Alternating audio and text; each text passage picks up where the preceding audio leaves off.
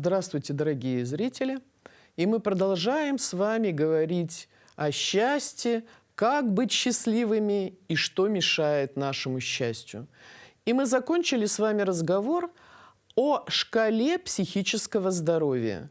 И я вам пообещала, что сегодня мы на примере такого психического заболевания, как алкоголизм, утвердимся, что действительно шкала психического здоровья работает. Давайте вспомним, почему мы принимаем алкоголь.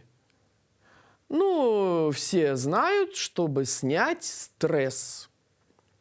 Да, действительно, алкоголь – это такое вещество, которое вырабатывается у нас в организме, то есть оно нам как бы не чужеродно.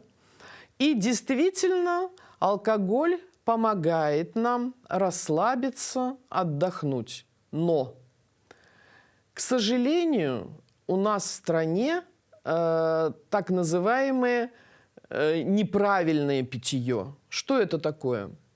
А дело в том, что у нас и знакомство с алкоголем сразу начинается с крепких спиртных напитков. И сразу же начинаются большие гипертоксические дозы приема его. Ну, например, вы приходите в гости, или к вам приходят гости, или вы встречаетесь в ресторане, и вы выпиваете крепкий спиртной напиток, рюмку водки. Но очень важно знать, где алкоголь у нас всасывается в организме. Он всасывается только в тех местах, где у нас щелочная среда. А щелочная среда у нас во рту и в 12-перстной кишке.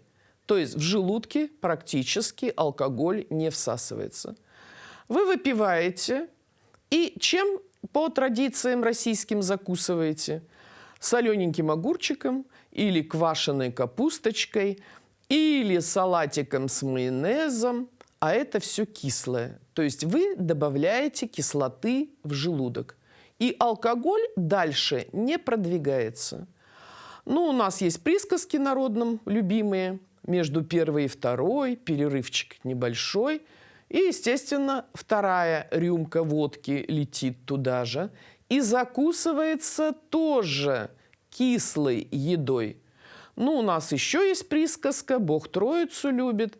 Третья рюмка полетела.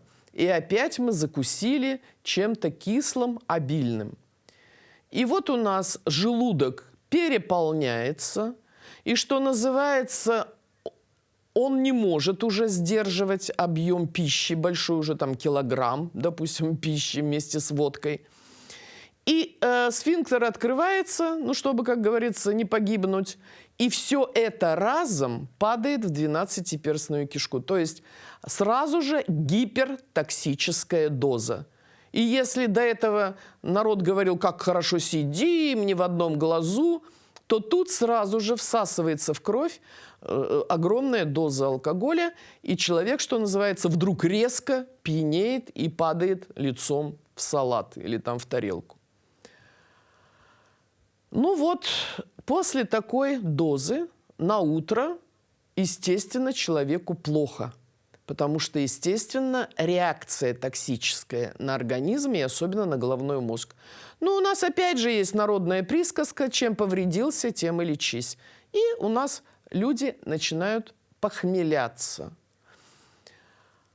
А опять же, похмелье сопровождается заеданием кислого, обильного, и опять одной рюмкой не обходится, и, что называется, ситуационный запой. И вот смотрите, мы вспоминаем с вами шкалу психического здоровья. Если мы говорили, что постоянно воздействует на нас стресс, у нас развивается невроз. Так вот здесь стресс связан именно с токсической дозой алкоголя. И у нас действительно развивается невроз.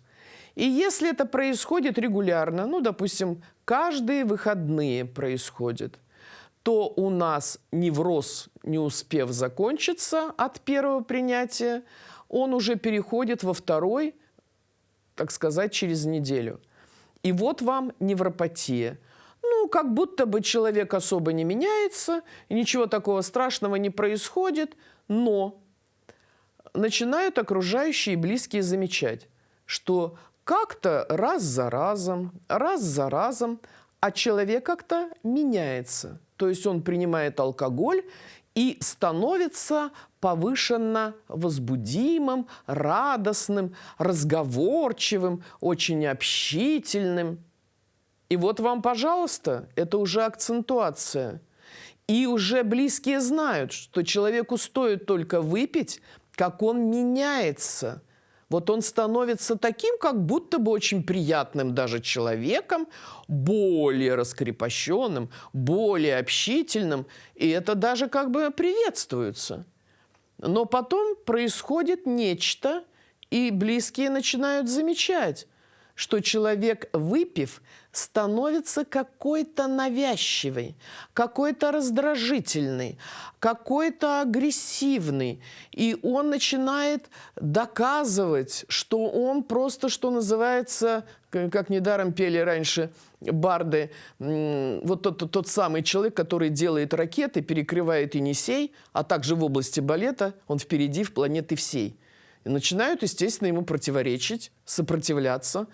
Он агрессирует, может даже начать драться.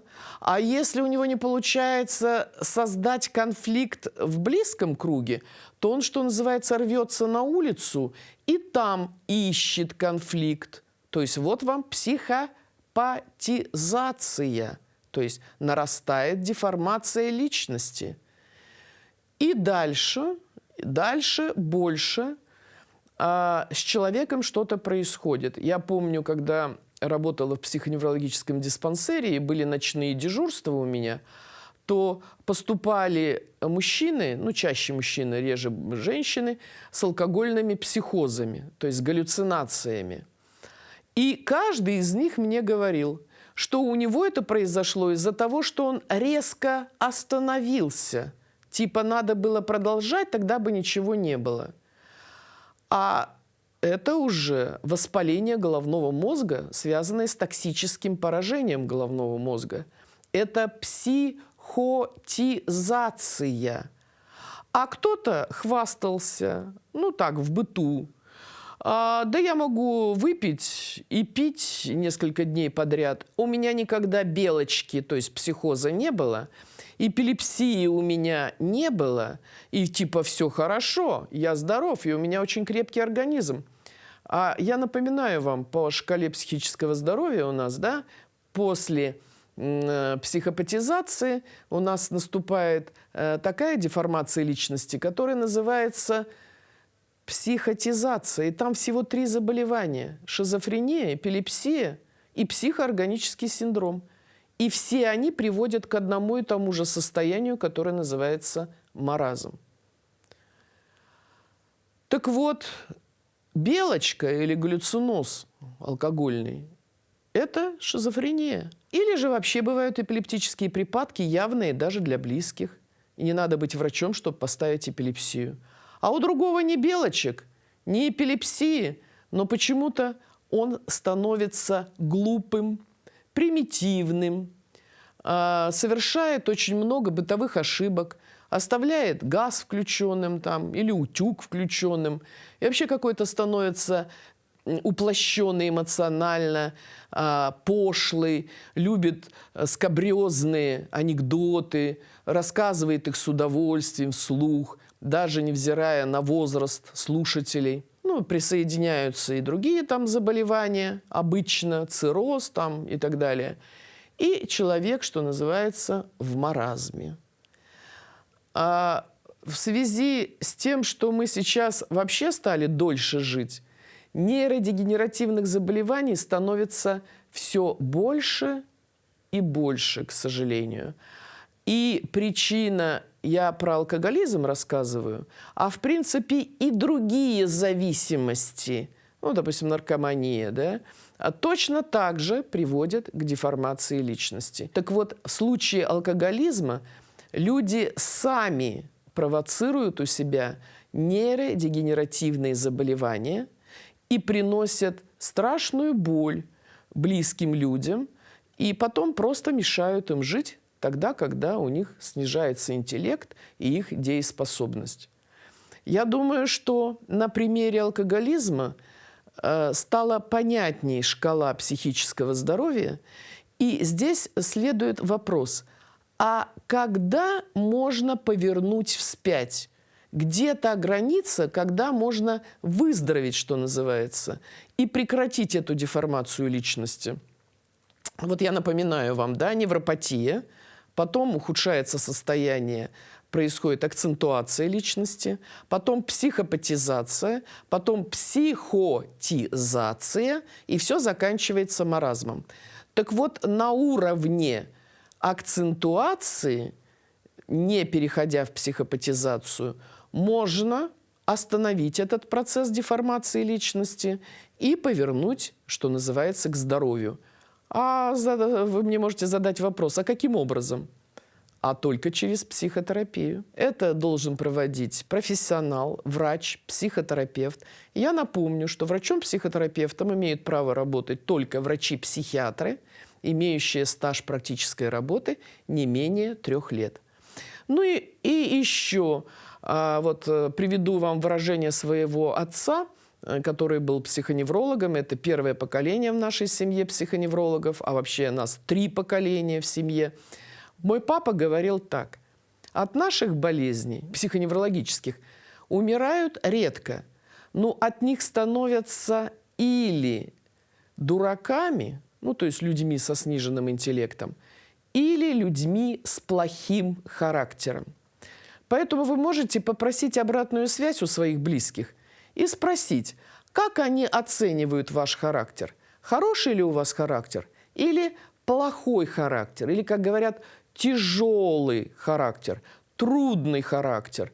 И даже ваши близкие вам уже могут поставить диагноз по поводу вашего психического здоровья. Желаю вам быть счастливыми.